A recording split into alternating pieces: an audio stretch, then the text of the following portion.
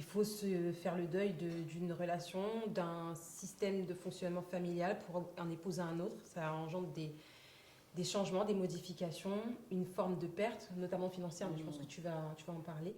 Ce qui est compliqué, c'est que, comme le disait Agnès, ça se voit, pas seulement du point de vue des adultes, d'ailleurs de reconnaître qu'une femme, par exemple, c'est toujours elle qui vient chercher les enfants à l'école ou quoi, ou même parfois les voisins qui se rendent compte qu'il n'y a pas d'homme à la maison ou quoi.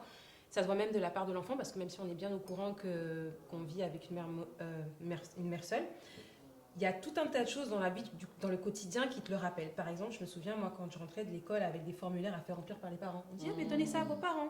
Ah, mais moi, en fait, j'en ai qu'un. Quand tu vois la partie, la mention père-mère, bon, pour la petite blague, aujourd'hui, c'est plus père-mère, c'est parent 1, parent 2. Bon, bref, Oui. oui.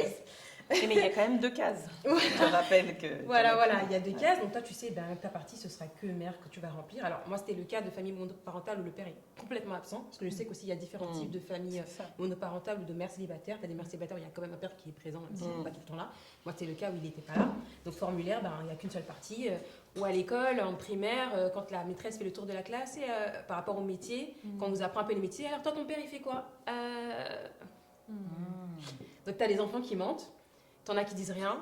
Enfin, c'est des petites choses comme ça qui ont l'air d'être rien, mais dans la tête d'un enfant, ça résonne quand même assez fort. Et du coup, moi, de par cette expérience-là, ça m'évoque, je pense directement aux enfants, en fait. Sachant que c'est quelque chose que la maman, elle vit, mais que l'enfant vit aussi. Et en fait, ils vivent ça à 2 ensemble. Et souvent, quand on parle de mère célibataire, on pense directement à la maman et parfois aux enfants, mais en fait, ils vivent ça tous ensemble. Ouais.